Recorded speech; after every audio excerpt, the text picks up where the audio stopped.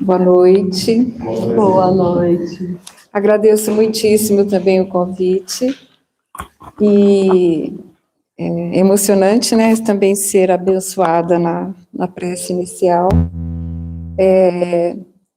E, assim, receber um convite assim, eu sempre espero trazer contribuições para vocês, e foi uma oportunidade para que eu também pudesse ir estudar mais, me organizar para estar aqui. É um momento de também eu me conhecer e me apropriar mais do meu trabalho, né, para compartilhar.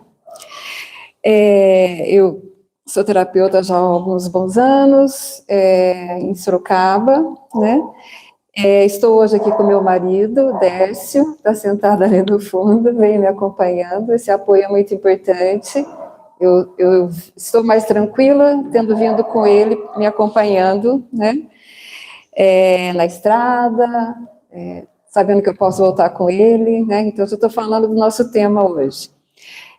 Eu quero contar uma historinha sobre mim, que aconteceu aos 6 anos de idade, que tem tudo a ver com eu estar aqui hoje, né? E é um jeito de eu também apresentar meu trabalho como terapeuta para vocês irem conhecendo. Eu nasci e morei na zona rural até os 7 anos de idade, no sul de Minas, ali entre Poços de Caldas e Caldas, uma cidadezinha perto. Numa época em que não havia energia elétrica, então, na minha casa, com a minha família, o que tinha lá de forma de comunicar com o exterior, né, era um rádio a pilha. Então, meu mundo era a minha natureza, e esse rádio onde eu escutava notícias, novela, né, era muito comum. E num domingo, então aos 6 anos de idade, eu com os meus pais, meus irmãos, fomos para a estrada aguardar o ônibus que levaria a gente até Poços para visitar os meus avós paternos, que nessa época recentemente moravam lá. Saíram da roça, foram para lá. Chegando lá, uma tia minha, paterna, 3 anos mais velha que eu, então ela tinha 9 anos, ela já estava aprendendo a ler e escrever. Então, ela me chama e fala: Eliane, chama seus primos, eu quero contar uma história para vocês. Naquela época, era comum que os filhos iam visitar os pais, né? Então, reuniam a família extensa. Então, os meus outros tios, meus outros primos, tias, todos lá. Eu saí correndo, juntei todos, né? E fomos lá para perto da tia Nicélia. E ela sentou no banquinho, e nós sentamos no chão em volta, e ela leu um livro. Chamava-se Meu Compêndio.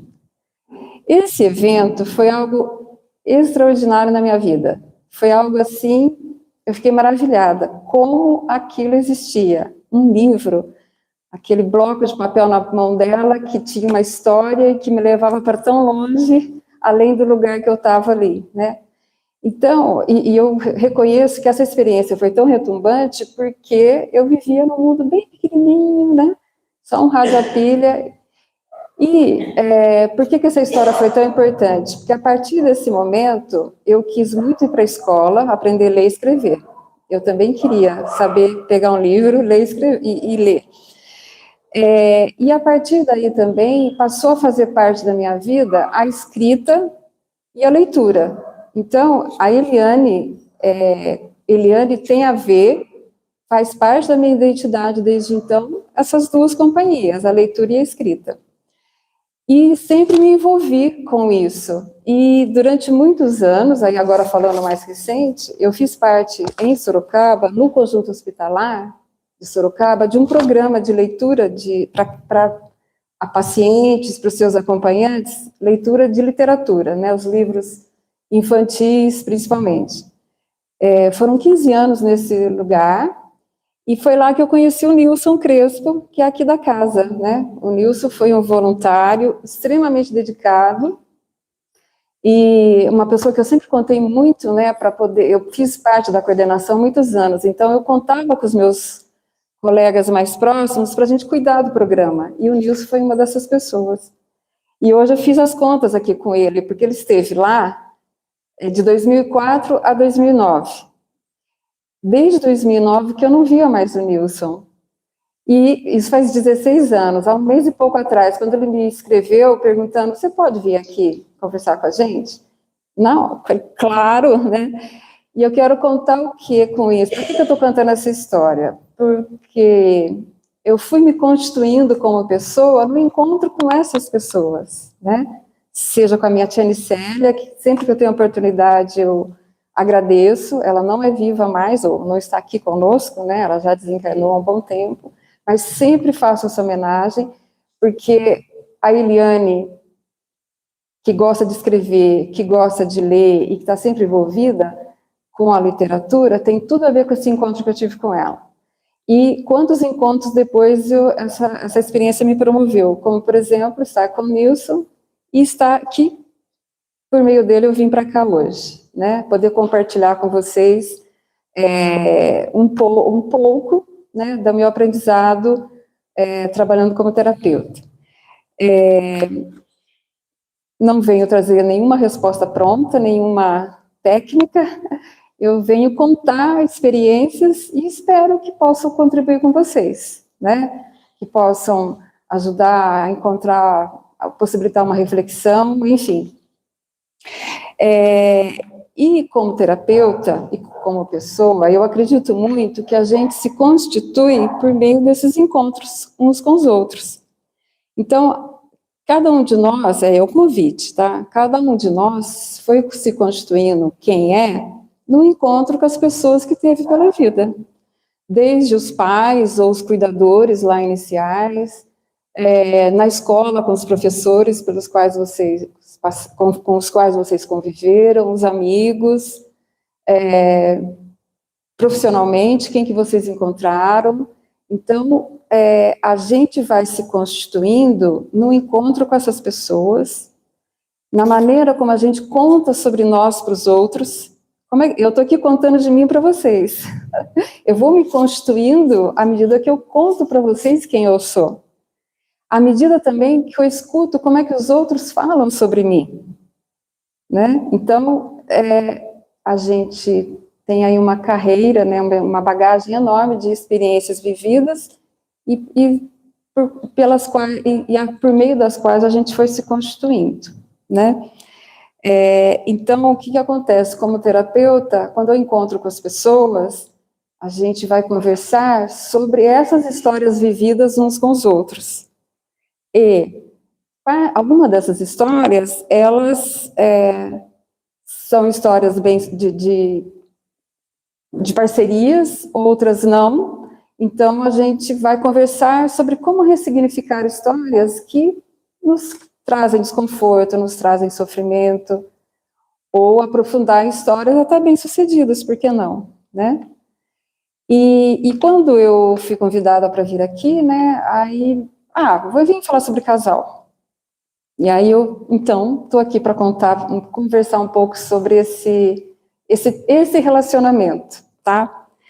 E aí, para contar disso, eu vou fazer vou contar de um jeito aqui, só um minutinho.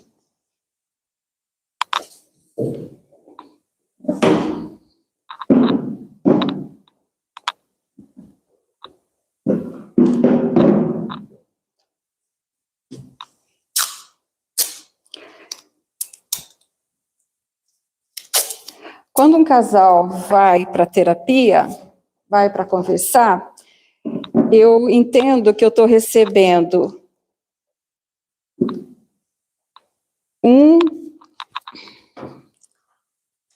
o casal,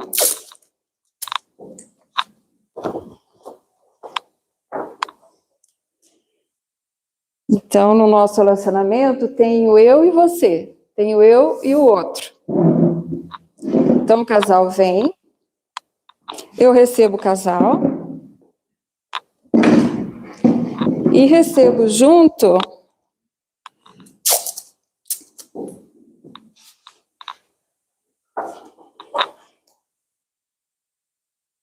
o relacionamento de casal deles.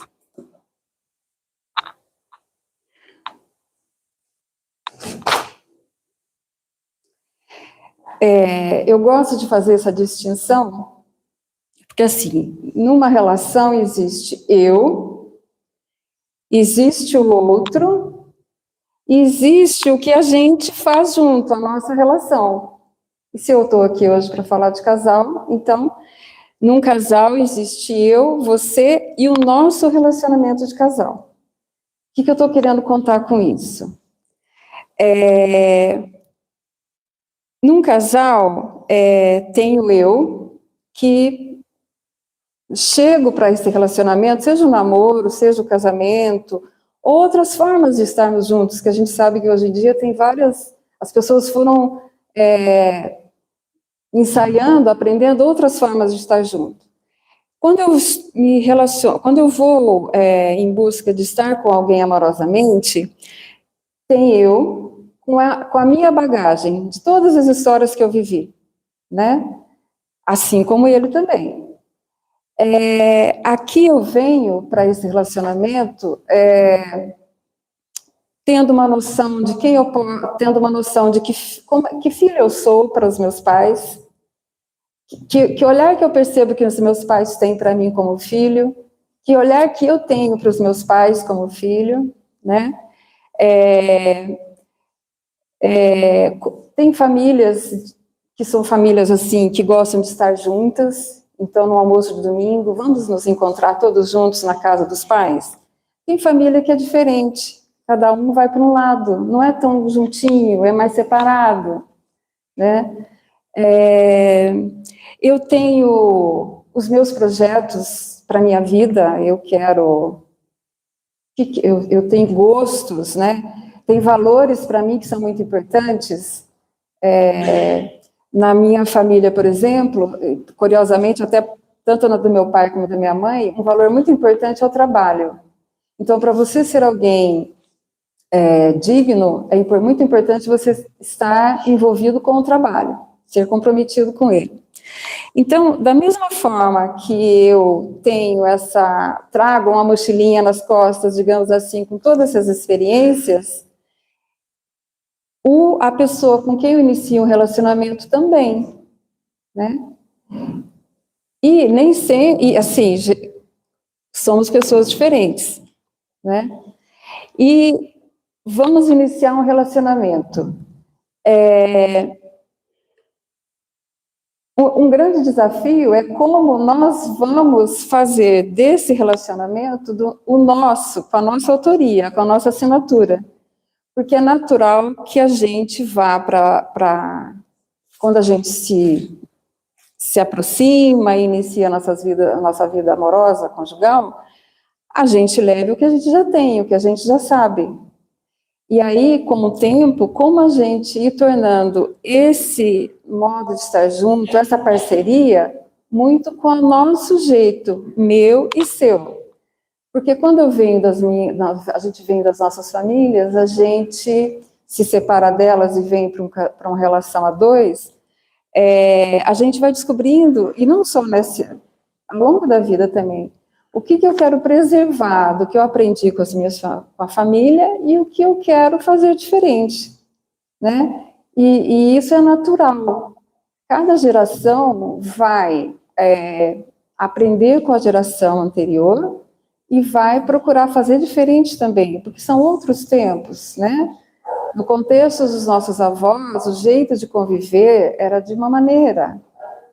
No tempo dos nossos pais, já mudaram formas de convivência. Nós também, os nossos filhos, então, né? A tecnologia, a presença da tecnologia, por exemplo, hoje, ela não existia no tempo dos nossos pais, que dirá dos nossos avós. Então, como a gente vai se atualizando, né? Então, é natural que a gente faça o relacionamento de casal um relacionamento privilegiado para a gente se distinguindo das nossas famílias, né? E que como a gente vai amadurecendo, como a gente vai se apropriando mais da gente. E aí, como há uma dança aqui, né? Eu vou chamar de dança, de como a gente vai conseguindo fazer isso. É desafiador, porque assim, é como que eu vou, ao mesmo tempo, me preservando, mas também muito atento ao outro, para a gente buscando o nosso jeito. Do que eu abro mão, do que eu não abro, e com isso vem os filhos, né? Vem a nossa, às vezes, a mudança profissional. Como é que a gente vai, tantas mudanças acontecendo, e a gente também, ao mesmo tempo, cuidando do relacionamento de casal? O imprevisível acontece, né? Por exemplo, na época da pandemia, era algo que nenhum de nós imaginava, como é que cada casal, cada família pôde conviver, né, e cuidar dos relacionamentos. Eu estou falando do relacionamento de casal, mas já citei aqui com os filhos, relacionamento profissional, enfim. Então, há todo um empenho, né, é necessário um empenho, uma disposição para a gente cuidar desse relacionamento, né. E quando eu vim para cá, eu perguntei, vamos falar sobre casal? Sobre o que vocês gostariam de falar, né? E surgiu o tema do narcisismo. E aí eu perguntei, narcisismo, o que será que as pessoas entendem como narcisismo? O que significa para elas, né? Que esse seria um dos problemas dos relacionamentos, né? Aí, o que, né, veio para mim assim, é quando eu não posso contar com meu companheiro, né? Ou é ela que só pensa em si, ou é ele que só pensa em si, e eu me fico muito infeliz nessa relação, né? Eu fico, não vejo que eu consiga ser vista pelo outro, né? Ou ser visto, né? Então, a partir desse momento, a gente tem um problema aqui nessa relação, né? Vou por aqui.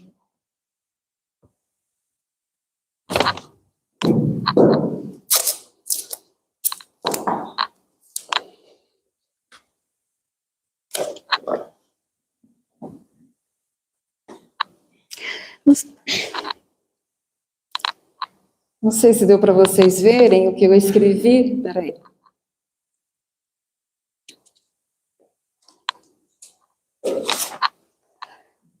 Nesse relacionamento aqui, há um problema, que é a presença do narcisismo. Uma coisa que eu gostaria de contar para vocês, que quando eu estou com as pessoas, eu olho o problema como situado na relação. Então, não é dentro das pessoas. Eu vejo de um jeito diferente. É na relação. Então, nesse relacionamento, existe um problema, que é a presença do narcisismo. Então, eu estou contando assim, que não é a pessoa que é o problema. A pessoa é a pessoa, o problema é o problema. São coisas separadas. Esse problema, ele veio a existir por algum motivo. O casal está com alguma dificuldade, está com dificuldades para conseguir gerenciar a presença desse narcisismo. Eu fui ler um pouco a respeito, né, de narcisismo, e encontrei aqui alguns significados para ele. O que será que vocês acham também, né, na experiência de vocês? Mas eu vi aqui que uma pessoa que age de maneira narcisista seria uma pessoa que pensa muito em si mesma. Ela tem uma ideia de que é o único jeito de fazer as coisas. Será que eu estou indo pelo caminho certo? Então, eu tenho um jeito certo de fazer. Essa pessoa também age de maneira manipuladora, né? Então, ela, estando com você, ela vai agir de maneira que tentando manipular. É uma pessoa que é difícil de que os movimentos no relacionamento a contentem, né? Ela tem uma crítica também que a acompanha, né? Tá indo por aí? Tá. Então, quando eu estou convivendo num relacionamento que tem esse jeito das pessoas conviverem, ou são os dois, ou algum deles, o que será que aconteceu que a gente passou a ter essa dificuldade e isso passou a ser um problema? Que problemas a gente tem em algum tamanho é natural. Eu acho que no caso do narcisismo, esse problema foi crescendo, foi crescendo, foi crescendo e ficou grande, né? E esse casal está até na terapia, gente, para poder conseguir compreender. Eu acho que esse casal ele já caminhou bem, porque ir para terapia não é fácil, né? A gente sabe que ir para terapia é muito difícil. A gente sabe que é muito difícil, tá? Então, se eles chegaram na terapia, já foi um caminho, um bom passo aí, um bom passo para eles, claro, né? Então, o que vocês acham, o que será que aconteceu nessa relação que a presença do narcisismo foi crescendo, a ponto de tornar esse casal incomodado um com o outro? Alguém arriscaria alguma coisa? Eu acho que assim, às vezes um vai tomando na frente e o outro vai se calando para não criar conflito. E esse não se calando, o outro vai entender como permissão.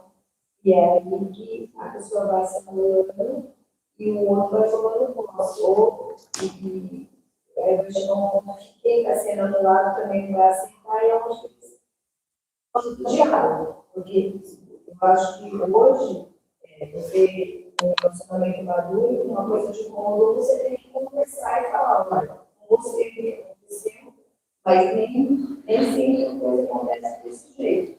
Porque ela me interessa essa mulher, porque muitos relacionamentos começam a despegar com essa situação. E uma coisa vai levando a outra, a violência, a falta de paciência, onde um quer se sobressair do outro, não quer caminhar junto. Um acha que ele é melhor, que ele é mais importante. Uhum. Você é a Leila, né? Quando eu cheguei, você me recebeu. Então, Leila, você traz algo importante, que é o diálogo. Assim, como cuidar do relacionamento? É que o diálogo venha a poder fazer parte, né? Até vou colocar ele aqui, ó.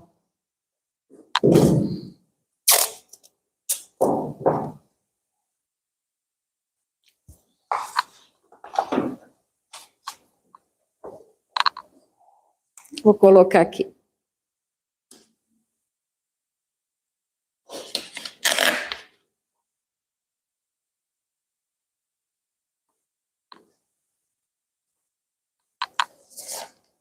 Ô, Leila, então você está contando, a partir do que você contou, eu vou voltar aqui também, né? Que para a presença do narcisismo, e aí eu estou achando até que para outras dificuldades que a gente encontra no relacionamento de casal, o diálogo não ter espaço, né? Então, o que nutre um problema é a dificuldade de a gente se escutar. Posso dizer assim? Isso, as duas coisas. Acho que isso é uma coisa muito importante, da gente se escutar e escutar o outro. Talvez até para nós mulheres, se escutar sobra pouco tempo, né? Você acha que sim, Leila? A gente tem isso, é cultural, é histórico, né? Então, a gente poder ter essa permissão, essa consciência de que é importante a gente se escutar, e também como a gente, e aí todos, né, o casal, poder exercitar a escuta, e aí não só a mulher, mas exercitarmos a escuta um e outro de si mesmo e do par, né? E você? A minha visão, né, em relação a essa questão, a do narcisismo em específico, às vezes é um comportamento narcisista, é uma coisa, né? E uma patologia do narcisismo, aí já é um assunto muito mais profundo, mas digamos que seja um comportamento mesmo egoísta. O que acontece?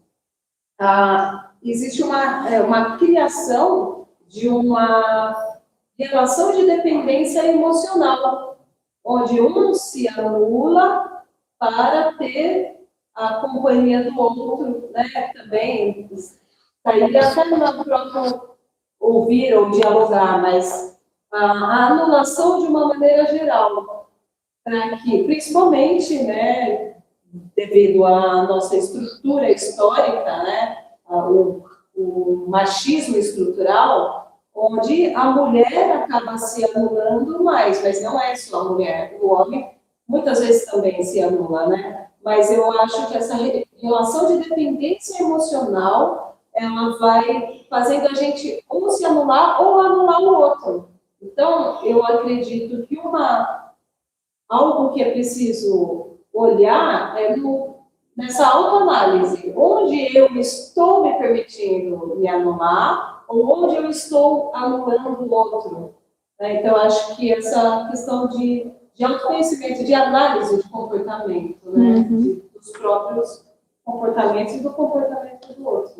Né? É muito mais fácil a gente se colocar aqui no lugar de vítima, né? De, eu sou o tempo inteiro massacrado, ele é egoísta, ou ele é narcisista, ou seja lá o que for. Mas e eu? Onde eu me deixo passar por isso para estar aqui no lugar de conforto, que é ou a vitimização ou o algoz, né? Um dos dois lugares é de conforto na criação dessa relação de dependência emocional. É uma visão. Sim, obrigada. Alguém mais gostaria de comentar?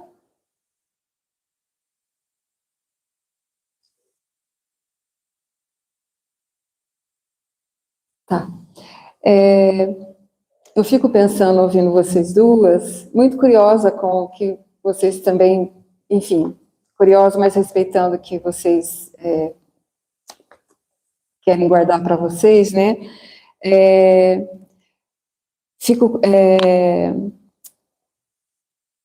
pensando aqui como que a gente pode cuidar da gente, né?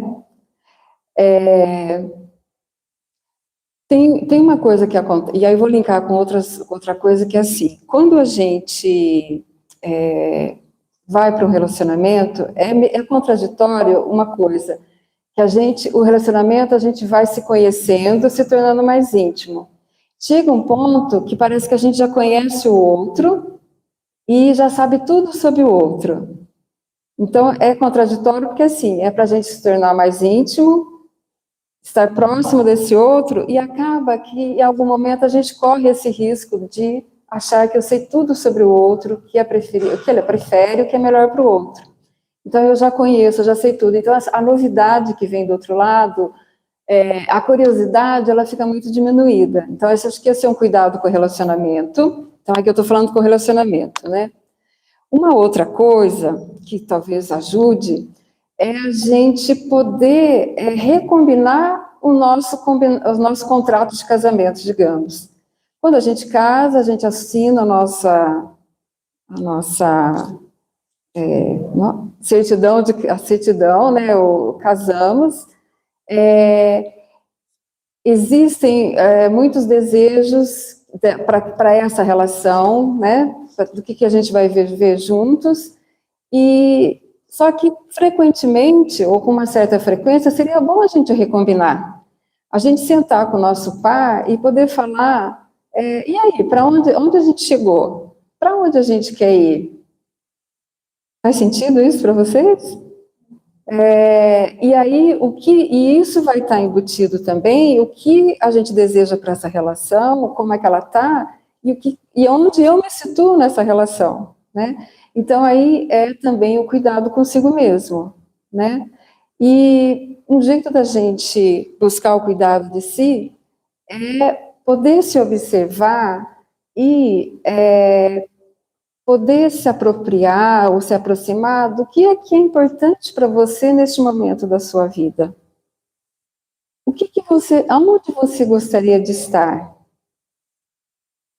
De onde você está hoje, que recursos você já tem para chegar nesse lugar onde você gostaria? Que recursos será bom você aprender e você ter para chegar nesse lugar onde você queria, né? Então, isso ajuda a cuidar de mim e ajuda a cuidar do relacionamento junto com meu par. O diálogo, ele é fundamental. Eu acho que o diálogo, ele está muito de braço dado com a curiosidade e com respeito também. Acho que eles estão muito interligados. Até vou pôr aqui junto.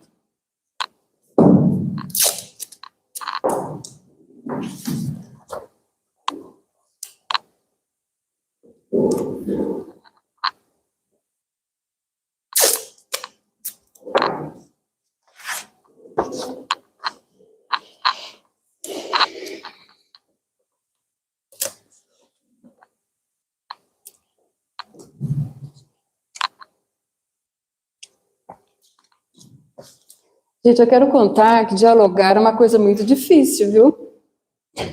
É muito difícil. Não é uma prática que a gente foi ensinado, não é muito fácil, não. Mas eu estou contando que esse é o caminho. E de onde a gente pode partir na nossa relação, né? Quando eu falo em diálogo, eu estou falando de como a gente, geralmente são momentos de tensão, onde o conflito está presente, né? O conflito está presente, e como é que eu posso, de alguma maneira, contar para o meu par que eu estou desconfortável com o que está acontecendo? Como é que eu posso contar para o meu par que quando ele age daquela maneira, quando ela age daquela maneira, como é que eu me sinto? Como é que eu posso contar para ele ou para ela que eu gostaria de ajudar, mas eu ainda não sei como fazer? E que vai ser muito importante ele ou ela me falarem como é que eu posso também ajudar. Como é que o outro recebe o meu jeito de fazer as coisas? A maneira de eu falar, a maneira de eu pensar, a maneira de eu agir, né? Então, diálogo é algo que a gente vai aprendendo, se esforçando, ensaiando, porque eu imagino que, às vezes, a conversa é tão difícil que a gente começa de 1 a 10, a gente falar 1. A gente vai, experimenta, aí a gente deu conta, a gente conseguiu, pelo menos, não brigar, assim, olhar no olho, deixar de falar uma palavra ríspida, e aí a gente já se sente mais fortalecido, a gente já fez um movimento, saiu dessa paralisia, desse enrosco, e a gente consegue ir para um outro momento em que a gente vai experimentando um pouquinho mais, de experimentar. Então, eu vim para trazer esse convite para como cuidar do relacionamento, o convite para que, diante de um problema, que hoje a gente conversou sobre a presença do narcisismo, mas diante de outros, que sejam outros conflitos de tamanho, de pequeno, médio, enfim, que o diálogo possa ser uma companhia. Então, que ele seja bem-vindo nas relações de vocês, né? Como é que eu vou aprendendo? Às vezes eu não tenho alguém em quem me inspirar, que tem esse jeito para conversar, para saber escutar, para saber contar do que também está sentindo. Não tenho próximo. Onde eu posso encontrar? Em quem eu posso me inspirar? Às vezes, falar diretamente com meu pai seja difícil. Com quem eu posso falar antes? Uma amiga, às vezes a mãe, às vezes o pai. Com quem que eu posso me abrir sobre aquilo que eu estou vivendo e que com essa pessoa eu possa ir me publicando. Porque às vezes, como disse a Leila, a gente, né, às vezes as pessoas, eu, vocês, todos nós, vivemos situações em que a gente lidou muito sozinho com uma questão difícil. Então, poder compartilhar é um jeito de eu já ir me colocando diferente para falar sobre aquele assunto difícil, ok? Então, eu convido o diálogo para ele poder vir a fazer parte, começar como uma sementinha e ir florescendo, né, e colaborando para os relacionamentos de vocês, sejam os de casal ou outros, né? E sempre convido também, é um convite, para vocês poderem estarem se perguntando, o que é importante para mim? Que eu quero que faça parte do meu dia a dia, das minhas relações, né? O que cuidar em mim para eu ser uma pessoa melhor nos relacionamentos meus, principalmente do casal, como a gente está contando aqui. Se há um lugar onde tudo é possível, é em mim, né? E no hoje também. Bom, é isso. Eu sou praticante do diálogo de relacionamento com respeito. Você pode contar o que é? Você é o? Meu nome é Júnior. Júnior. Eu sou praticante do DRR, Diálogo de Relacionamento com Respeito. Como? Eu faço a prática disso com a minha esposa. Você pode contar para a gente? Deixa aí.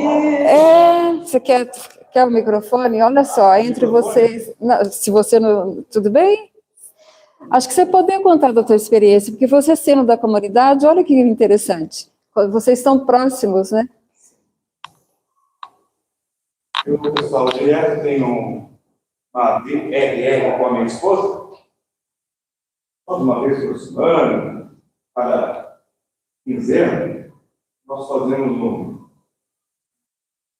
uma reunião na sala lá, conversamos sobre o que está errado, o que não gostou. Legal.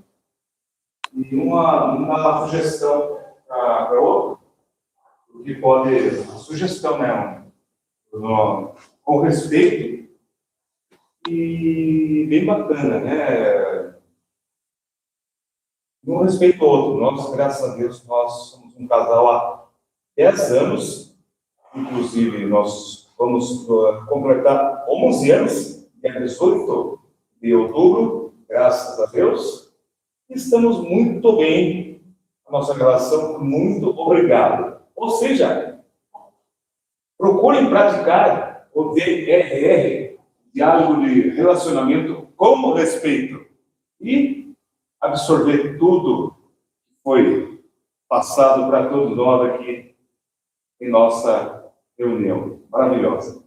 Muito obrigado. Obrigada. Seu nome mesmo? Júnior? Júnior. Desculpa, Júnior, eu sou para guardar. Obrigada, Júnior. É interessante saber que vocês têm alguém na comunidade de vocês com quem vocês possam dialogar, inclusive, né, Júnior? Por que não um dia vocês fazerem um encontro, né, entre vocês, fazer uma roda de conversa, enfim, um jeito de estarem juntos e você poder compartilhar da sua experiência. Como chama a sua esposa? Natália Marum. A Natália Marum, quem sabe ela fazer parte, né? Então, é uma experiência que vocês já, né, um jeito de convivência que, de repente, vocês podem compartilhar e outras pessoas,